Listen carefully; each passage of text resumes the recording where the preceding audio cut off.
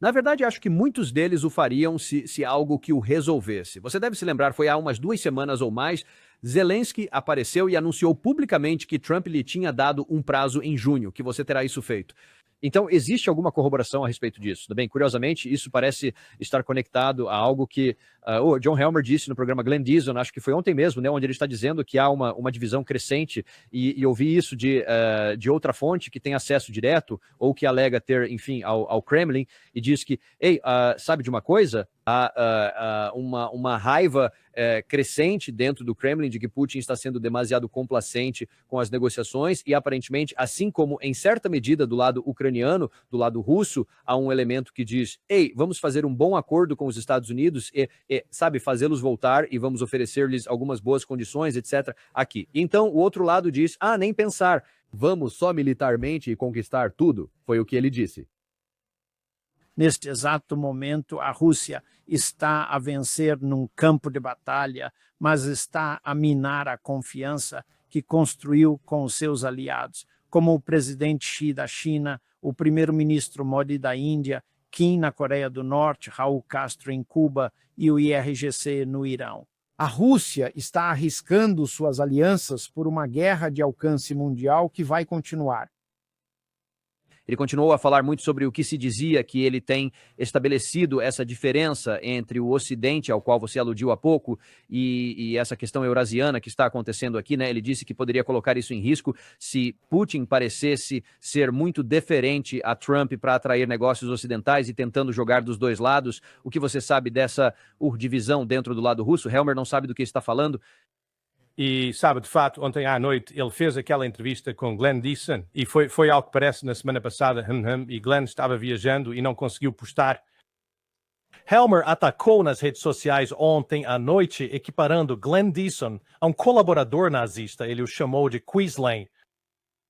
E então, sabe, suponho que ele tenha decidido remover isso do X. Eu não tenho respeito algum por Helmer.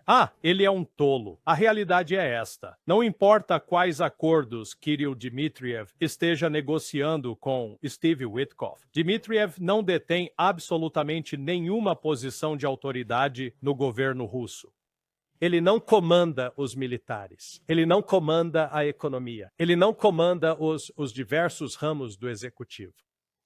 Putin tem mantido as vias de comunicação abertas com os Estados Unidos. No entanto, a realidade dos fatos é a seguinte: eles haviam chegado a um acordo em Anchorage e como Lavrov deixou bem claro na semana passada, em 4 ocasiões distintas, o relacionamento com os Estados Unidos está seguindo na direção errada. Agora, alguém tinha argumentado que Lavrov é um trabalhador independente e está a mandar Putin ir pentear macacos. Não acredito nisso de todo, com base na minha experiência com Lavrov.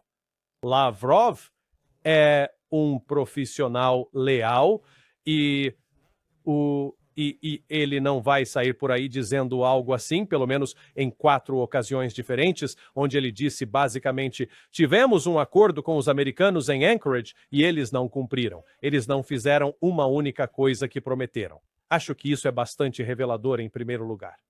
E ao analisar a situação, o que os Estados Unidos fizeram como um gesto para a Rússia para demonstrar que estão realmente empenhados em restabelecer relações comerciais, profissionais e diplomáticas sólidas com os Estados Unidos? Levantou as sanções, descongelou os bens, devolveu a propriedade que foi tirada dos russos em dezembro de 2016 por Barack Obama, removeu algum dos proeminentes cientistas e figuras públicas russas da lista de sanções e reabriu as viagens entre os Estados Unidos e a Rússia? Não. Ou, como se diz na Rússia, absolutamente nada. Então, em algum momento, a realidade é que Trump, como ele é, um fanfarrão que só fala bobagens, um saco de vento, promete muito, mas não entrega o que diz. E os russos estão à espera dessa entrega. Se Putin teve um declínio mental e decidiu que vai atrelar seu destino a Trump, boa sorte com isso. Mas o resto do governo russo não está aceitando isso. Agora, Kirill Dmitriev quer fechar um grande negócio? Claro, se ele puder. Mas, sabe, a substância não está lá. Nós não estamos vendo as ações. Agora, se Trump mudar de ideia e no dia seguinte ou dois ele disser, sabe de uma coisa? Vamos descongelar os bens russos? Primeiro, vamos começar a suspender todas essas sanções. Na verdade, desde aquele acordo no Alasca, Trump aumentou as sanções contra a Rússia e tentou punir terceiros países por negociarem com a Rússia. Sabe? Sim, e apreenderam vários navios também. Pode adicionar isso à lista. Sim. Então, os russos que conheci, não são idiotas, não são tolos. Eles entendem isso e olham para o que os Estados Unidos fazem, não para o que dizem. Certo, e isso é razoável, mas e quanto a... Né, porque ouvi isso de fontes diferentes. Isso pode ser outro tipo de divisão, e não sei se é bem uma divisão, mas certamente parece haver algum descontentamento, especialmente dado que isso já dura mais do que a Grande Guerra Patriótica, e muitos na Rússia estão a dizer, ei, temos muito mais poder de combate que podemos usar, e não estamos a usar, e estamos a arrastar isto. Precisamos realmente nos empenhar para o sucesso. E aparentemente Putin, obviamente, está dizendo, sim, vamos manter esta estratégia lenta e metódica. Como você vê esse confronto? Bem, novamente, é uma operação militar especial, não é mobilização total. Guerra significa mobilizar a sociedade por completo. E em mobilizado, sabe, quando você vai sabe, eu estive na Rússia 7 vezes agora, entre dezembro de 2023 e tão recentemente quanto novembro de 2025. Não se diria que está a haver uma guerra. Não está, a sociedade não se mobiliza, não tem controle social, porque estão a lidar com isso, como digamos, mais como uma ação policial. Não estão com pressa. Sabe, eu adoro os Petraeus, os Rhodes e os Kine, que ficam tipo, vejam só como a Rússia está lenta. Ei, pessoal, como é que a gente se saiu no Afeganistão depois de 20 anos de inferno? Tá bom? Bem, quando você coloca as coisas assim, cala a boca, você não tem a menor moral para falar. Porque, pelo menos, é possível demonstrar algum progresso. Os russos conseguiram avançar, eles assumiram o controle de uma parte considerável do território e estão, de fato, exterminando as forças militares ucranianas. E vemos as trocas de corpos que têm ocorrido numa média de, basicamente, para cada 37 ucranianos mortos, há um russo morto. E esse tem sido o caso desde o início de janeiro de 2025 até o final de dezembro de 2025. Agora, o apologista da Ucrânia viria e diria, bem, isso é só porque a Rússia está a mover-se demasiado rápido e a Ucrânia não tem tempo para recuperar os corpos. Exatamente. Primeiro estavas a dizer-me que os russos estão a mover-se tão devagar. Agora você está me dizendo que eles estão se movendo tão rápido que não dá tempo de recolher corpos. Escolha uma história, não me importa qual, uma ou outra, mas não pode ter as duas. Elas são contraditórias. Apenas escolha uma e siga com ela. Bem, a lógica contraditória nunca foi um obstáculo para nós, então duvido que isso vá ser resolvido. Sim. Eu quero mudar de assunto aqui porque sei que nosso tempo é um pouco mais limitado hoje. E eu quero falar sobre o que está acontecendo no Oriente Médio na verdade temos um ponto em comum, ou uma espécie de uma justaposição aqui que ainda os inclui a ambos. Houve um anúncio, né, que eu vi de qualquer forma há apenas uma hora, de que a Rússia e o Irã anunciaram que vão realizar um patrulhamento conjunto, um exercício naval no Golfo de Omã. De acordo com o relatório aqui, o Irã disse que planeja realizar exercícios navais conjuntos com a Rússia amanhã, quinta-feira, aumentando o risco de uma escalada não intencional na região, em meio a um aumento militar dos EUA destinado a pressionar Teherã ou seu programa nuclear. Eu não acho que não é bem isso. Mas é o que eles estão dizendo. Sim, os projetos de lei visam melhorar a segurança e as interações marítimas sustentáveis no Mar de Omã e nos oceanos Índico-setentrionais. Agora, essa é também uma geografia muito importante e deixe-me mostrar às pessoas porque isso é enquanto você pode começar a nos falar sobre qual a importância que você vê nisso. Mas você vê que esta é a área aqui de que estamos falando. E este é, sim, o Golfo de Omã, certo? No Mar Arábico aqui. Então, é aqui que o porta-aviões americano Abraham Lincoln está navegando por estas águas, e se falamos de um Golfo de Omã com os russos e os iranianos nesta área, isso vai colocá-los em grande proximidade uns dos outros amanhã. E a propósito, segundo a maioria das análises que vi, o outro porta-aviões, o Gerald R., o Ford estará, de fato, nas águas desta região, do lado do Irã, do lado da Síria, entre a noite de sexta-feira e a de sábado. Isso nos coloca numa situação bem delicada. O que você acha disso? Bem, deixe-me retomar a sua carreira. Você participou de uma série de exercícios militares durante o seu tempo no Exército. Você chegou a se envolver no planejamento desses exercícios quase todas as vezes, certo? E com quanto tempo de antecedência de um exercício você começava a planejar? Tipicamente muitos meses. Sim, tipo 12 a 18 meses. Isso, ok, então este exercício naval foi planeado há 18 meses. A Rússia e a China têm realizado exercícios navais conjuntos no Mar de Omã, no Mar Arábico e em diversas águas do Oceano Índico desde 2019.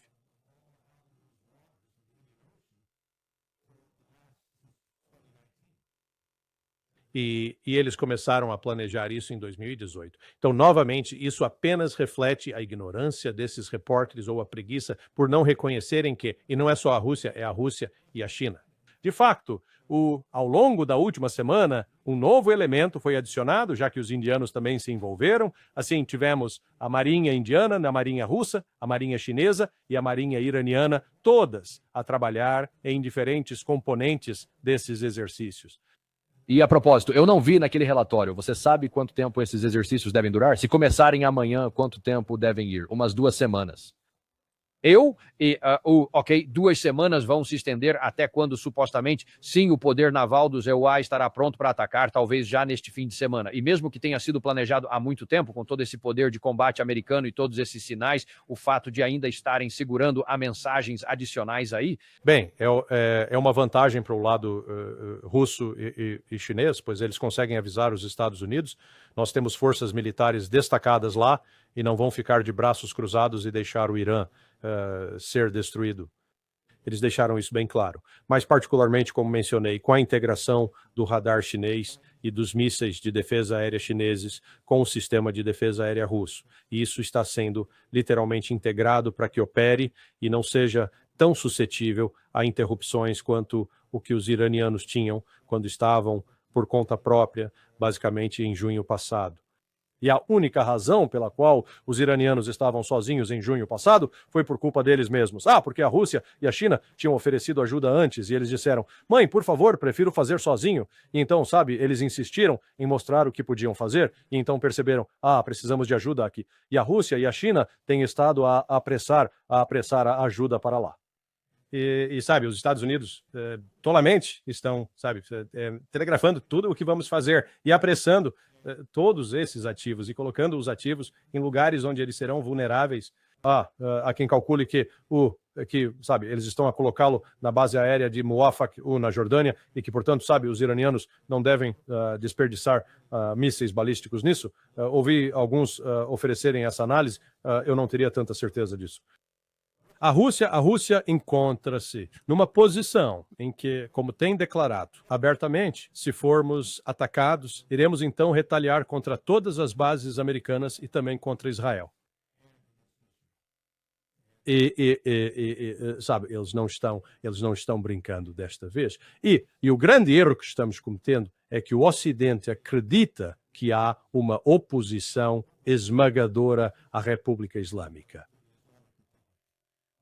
E isso é baseado numa pesquisa que foi conduzida anteriormente, não, nada recentemente, nos últimos 6 meses, mas por esta empresa chamada Gamaan, G-A-M-A-A-N, sediada no Canadá, ou quero dizer, é sediada, eu acho, na Holanda. É basicamente gerido por um professor anti-regime, e eles estão a trabalhar em conluio com a empresa canadiana. Bem, adivinhem quem financia tudo isso? A USAID e a NED. Sabe como é? Então vejam só. Eles aparecem com os resultados de que 80% dos iranianos querem se livrar da República Islâmica. Enquanto isso, a Universidade de Maryland tem um centro de estudos estratégicos. Eles também têm feito pesquisas, mas não estão pegando, não estão na teta americana, não estão mamando nas tetas do tio Sam. E o que foi que eles descobriram? Exatamente o contrário. 70% estão a favor do atual governo. Eles estão reclamando da gestão econômica, mas, novamente, os problemas econômicos foram causados pelos Estados Unidos e pelas sanções, não por uma má política governamental. Mas o que é tão revelador em tudo isso é o que estamos vendo, e você está familiarizado com o conceito, o que é chamado de preparação operacional do ambiente. costumava ser chamado de OPB, Preparação Operacional do Campo de Batalha. E então, essas são todas essas atividades, incluindo propaganda, operações de informação, coleta de inteligência, uma variedade de coisas que você faz para tentar, para preparar o terreno para poder travar uma guerra. E neste caso, a propaganda que tem sido direcionada contra o povo dos Estados Unidos para convencê-los de uma mentira. E sabe, uma das maiores mentiras é que o Irã é o maior patrocinador do terrorismo no mundo. Não, absolutamente não. Posso provar. Basta ir ver os relatórios anuais do Departamento de Estado do ZEUA sobre terrorismo. Chamava-se Padrões de Terrorismo Global quando comecei. E depois, tipo em 2003, mudaram para Relatórios Nacionais sobre Terrorismo. O que esses relatórios mostram ao longo do tempo é que mais de 80% de todos os ataques terroristas, particularmente nos últimos 25 anos, foram realizados por grupos sunitas, grupos que estão recebendo dinheiro dos sauditas, dos cataris, dos Emirados. E os americanos têm isso lá dentro. Não há um único grupo lá que esteja recebendo apoio do Irã. É uma mentira. O Irã não é o maior patrocinador do terrorismo. Se for para medir o terrorismo em termos de ataques a civis para fins políticos, adivinha? Os Estados Unidos estarão bem no topo da lista. Sim, sim. Infelizmente, eu vi isso. Vamos. Eu quero rever algumas coisas aqui antes que eu tenha que te deixar ir. Primeiro, o que poderia desencadear isso? Agora, acho que te disse há 1 minuto sobre toda essa incrível quantidade de poder de combate. Supostamente 33% da Marinha do ZEUA e uma quantidade incrível de poder aéreo. E não é brincadeira. É realmente muita coisa por lá. Então a pergunta vai ser, quais são as linhas vermelhas? Veja o que o vice-presidente Jed Vance disse ontem. Os Estados Unidos têm certas linhas vermelhas, né? O foco principal é que não queremos que o Irã tenha uma arma nuclear, não queremos proliferação nuclear. Se o Irã tiver uma arma nuclear, muitos outros regimes, amigos ou não, também buscariam armas nucleares depois. Seria um desastre para o povo americano, pois haveria regimes loucos pelo mundo todo com as armas mais perigosas que existem. Isso é algo que o presidente afirmou que irá impedir. Eu acho que é muito importante para o povo americano entender que é um dos regimes mais hostis e também um dos mais irracionais do mundo. Não se pode permitir que pessoas assim tenham a arma mais perigosa conhecida pelo homem. Seria terrível para a nossa segurança, seria terrível para o futuro dos nossos filhos. Esse é o objetivo do presidente do ZEUA e ele tem muitas opções e ferramentas para impedir isso. Eles dizem que não temos isso, nós só temos um programa pacífico e não há como terminarmos nosso programa nuclear pacífico. Então é muito difícil ver, e você nem está mencionando os mísseis balísticos ou o apoio a grupos aliados. Essas são também coisas que fariam parte de um pacote em qualquer tipo de acordo ou não estão na mesa? Israel quer isso. Bem, veja, tudo está em jogo. Queremos que o Irã pare de patrocinar o terrorismo. Eles são um dos maiores financiadores do terrorismo mundial. Há muitas formas de ameaçarem a segurança nacional americana, mas a principal seria se obtivessem uma arma nuclear. E essa é a linha vermelha que o presidente dos Estados Unidos sempre afirmou. Agora, deixa eu te perguntar, mentiroso. Sim, vou falar da mentira já. Eu já sei o que você vai dizer e estou preparado para isso. Bem, mas vejamos a última parte, porque parecia que quando ele foi pressionado pelo apresentador sobre, e os aliados e os mísseis balísticos, né? Porque é isso que muitas outras pessoas, Benjamin Netanyahu mais proeminentemente, disse que deve fazer parte do acordo, e ele pareceu deixar isso de fora. Ele disse que, a linha vermelha é, na verdade, o negócio, o programa nuclear do Irã, etc. Então, você acha que há alguma margem, e já vamos falar da mentira, alguma margem para que talvez Trump esteja sinalizando que talvez eu vá tentar não fazer essa burrice e começar uma guerra? Não tem espaço. Eu quero dizer, olha, eu não estava procurando nada positivo, cara. Qual é? Me dá uma colher de chá se o Trump... Se fosse só o Trump tomando a decisão, sim, eu acho que o Trump estaria disposto a aceitar um acordo onde Irã, vocês dão as garantias. Sim, nós não estamos trabalhando em uma bomba e vocês podem inspecionar as instalações e vamos limitar o enriquecimento a 20%, sabe, garantido. E pode ser. Vocês podem ter monitores permanentes no local para garantir que é isso que está acontecendo. Mas não é disso que se trata. A questão de destruir a sua capacidade nuclear e agora livrar-se dos mísseis balísticos e parar o apoio ao Hamas e ao Hezbollah. Novamente, posso mostrar-lhe os dados, as estatísticas do próprio site oficial do Ministério das Relações Exteriores de Israel, onde eles listaram cada ataque de palestinos contra israelenses ou estrangeiros que visitaram Israel nos últimos 24 anos.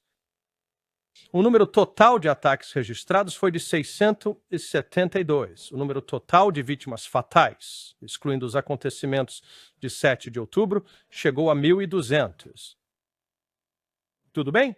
Agora, é que eu não estou querendo dizer que não houve, entre aspas, ataques terroristas, mas você sabe, isso nem sequer começa a se comparar com o número total de mortos quando você analisa o que está na lista dos relatórios, oficiais do Escritório de Contra-Terrorismo do Departamento de Estado. O Talibã é o grande responsável pela morte de 72 mil pessoas. O Estado Islâmico é responsável pela morte de 70 mil pessoas. Então não venha me dizer que o Hamas e o Hezbollah são as principais organizações terroristas que estão ameaçando a paz no mundo. Isso é um monte de merda. E, no entanto, nós persistimos, tal como J.D. Vance fez bem ali, espalhando as mentiras, a pura desinformação, preparando operacionalmente todo o ambiente para que possamos justificar um ataque ao Irã. Porque tudo isso se resume a uma mudança de regime e absolutamente nada mais. Sim, e algumas pessoas não se escondem disso de jeito nenhum. De fato, vou te mostrar mais um áudio aqui. É o seguinte. E vamos ter que dar um grande aviso sobre este assunto, Mike Pompeo. Ai, Jesus. Eu vi os comentários do ministro das Relações Exteriores iraniano. Isso é pura bobagem. Aparentemente, não há nenhuma convergência na disposição do Irã em realmente ceder em mísseis balísticos em suas forças proxy ou mesmo no enriquecimento nuclear. O presidente Trump não aceitará um mau acordo. Estou convencido disso. Eles não pensam como nós. Eles não são lógicos. Não se trata de um negócio para eles. Trata-se da proteção de um regime, a teocracia que está em vigor há 47 anos. E não consigo imaginar tanto acúmulo de poder militar na região sem que o presidente Trump realmente tome uma atitude que leve a um resultado que ele tem procurado por um tempo terrivelmente longo contra os iranianos. A única coisa em que, penso eu, nós três provavelmente concordaríamos aqui é uma resposta de foco restrito. Não consigo imaginar todo esse poder de combate na região e ele não ser usado, que é o que você disse há pouco, mas o que você acha do resto? Sim, não, novamente Irã. E lógico, vamos ver, vamos pensar na lógica disso. Quantos países o Irã atacou fora de suas fronteiras nos últimos 46 anos? Bem, a resposta para isso seria 0. Os Estados Unidos estiveram envolvidos em ajudar a atacar o Irã, encorajando Saddam Hussein a iniciar a guerra Irã-Iraque? Bem, a resposta para isso seria sim. Os Estados Unidos ajudaram a equipar o Iraque com armas químicas que foram usadas para atacar e matar iranianos, centenas de milhares de iranianos? A resposta para isso seria sim. Então, logicamente, você pensaria que, se tivéssemos atacado o Irã talvez não estivesse nem um pouco feliz conosco.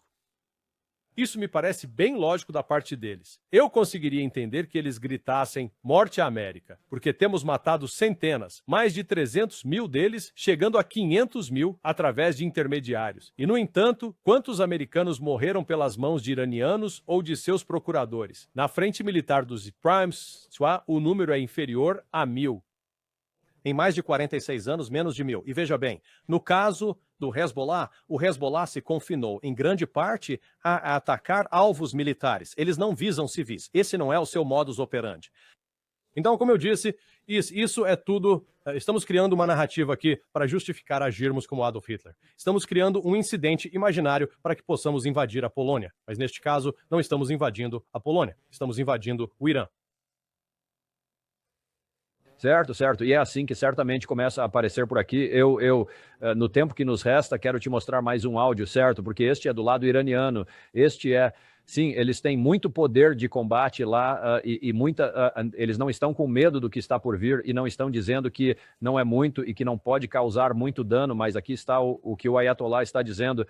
Como eles pensam, e eu estou constantemente dizendo, o presidente dos Estados Unidos, que nosso exército é o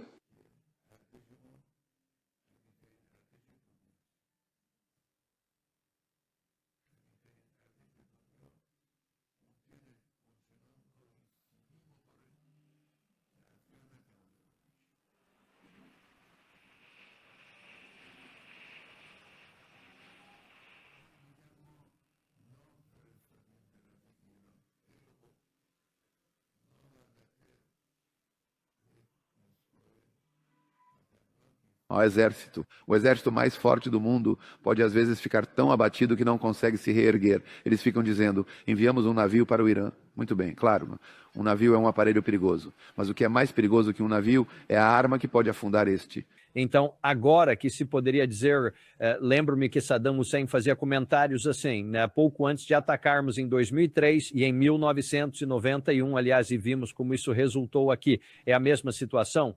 radicalmente diferente. Bem, Saddam não tinha um exército forte de fato, e eles já haviam sido comprometidos pela CIA e pela inteligência militar. Muitos deles foram subornados para simplesmente não aparecerem por lá. Agora, será que existe a possibilidade de que o Ocidente tenha feito a mesma coisa com os militares iranianos? Possivelmente mas sinceramente eu duvido muito que isso tenha acontecido. Partir porque o ataque ocorrido em junho passado, feito pelos israelenses e depois continuado pelos Estados Unidos, junto com essa última explosão de protestos. Pensem como nós, americanos, reagimos imediatamente após os ataques de 11 de setembro. Nós nos unimos em torno do líder de democratas, independentes e republicanos. A animosidade que existia em relação a George W. Bush antes do 11 de setembro desapareceu, pelo menos por 3 ou 4 meses. E pensem bem nisto. No Irão, hoje em dia, as pessoas com 50 anos de idade ou mais jovens, elas não têm essa memória da guerra Irão-Iraque, da forma como foi, onde foram atacadas e sentiram a perda e todo o sofrimento. Os de 50 anos tinham tipo 8, 10 anos quando aquilo estava acontecendo. E a maioria das crianças de 8 e 10 anos não presta atenção à política global. Os acontecimentos do último verão e agora mais recentemente, esta mais recente tentativa da inteligência estrangeira de levar a cabo uma chamada Revolução Colorida, tem galvanizado um forte apoio público em torno do Ayatollah e de toda a República Islâmica. E eu baseio isso em parte no Nema, o Al-Kashif, o que faz um podcast. Nima voltou ao Irã pela primeira vez em 12 anos. E o que ele disse o que viu, foi uma mudança dramática. E é com isso que os Estados Unidos não estão contando. Acho que os levamos ao limite. Desculpa. Larry, quero interrompê-lo por um segundo, porque sei que você só tem tipo 2 minutos e meio restantes, mas não quero deixá-lo ir sem lhe fazer mais uma pergunta aqui. Isto é o Irã bem aqui? Então, quando o Ayatollah diz isso, basicamente ele diz em outro: vocês não conseguirão nos destruir, ainda estaremos aqui. Quando você dá uma olhada nesta geografia do Irã, e podemos imaginar que nesta área aqui é onde grande parte da defesa aérea deles estará localizada, muitos dos seus mísseis ofensivos. E vê-se aqui, é uma área bem montanhosa, vê-se muitas fendas e rachaduras, lugares onde as coisas podem se esconder. Isto não é como o deserto aberto do Iraque. Sim, onde é fácil encontrar coisas aqui. Pode nos dizer um pouco, no tempo que lhe resta, quão difícil será para nós cumprir um dos principais requisitos operacionais, que é destruir os mísseis ofensivos do Irã, que estão presumivelmente espalhados por toda parte, e seus mísseis de defesa aérea? Sim, impossível. É uma tarefa impossível para nós. Mas e por que isso? Porque eles construíram subterraneamente, não apenas instalações de armazenamento, mas instalações de lançamento subterrâneas. Então eles podem e estão. Eu sei que Alistair Crook, no seu período de inspeções por lá, ele visitou 57 locais diferentes, e assim, os Estados Unidos podem conseguir eliminar 1 ou 2, mas durante todo esse tempo, o Irã vai estar a disparar. E depois, assim que tirarem os mísseis dessas instalações subterrâneas, estarão em lançadores móveis. Já vimos a incapacidade dos Estados Unidos de encontrar, de rastrear e destruir lançadores móveis. Ora, não conseguimos fazer isso com os Houthis e certamente falhamos em fazê-lo com os Scuds no Iraque, onde tínhamos todas as vantagens do mundo. Então, esses locais subterrâneos, o Irã entende que será atacado e tem se preparado de acordo. E as estimativas da inteligência ocidental sobre o tamanho da força de mísseis, eu acho que estão grosseiramente subestimadas, porque não conseguimos realmente contar o que está sendo produzido, e eles os têm armazenado no subsolo. Mas alguns dos vídeos que surgiram mostram que eles têm um número significativo. Eles têm 18 variantes diferentes de mísseis balísticos. 4 tipos diferentes de mísseis de cruzeiro terrestres e pelo menos 3 tipos diferentes de mísseis antinávio terra-mar. Bem, ouça, gostaria que tivéssemos mais tempo com você aqui. Sei que tem outro compromisso, então teremos que deixá-lo ir, mas gostaríamos de tê-lo de volta assim que possível, porque há muito mais sobre isso que eu gostaria de falar aqui. Mas isso vai ser uma tarefa militar muito, muito maior do que qualquer coisa que tenhamos feito, eu acho, desde a Guerra do Vietnã. E não acho que estejamos mentalmente preparados para isso. Correto. Mas teremos que deixar por aqui por enquanto. Muito obrigado por vir, Larry. Sempre agradecemos seu tempo. Pirato,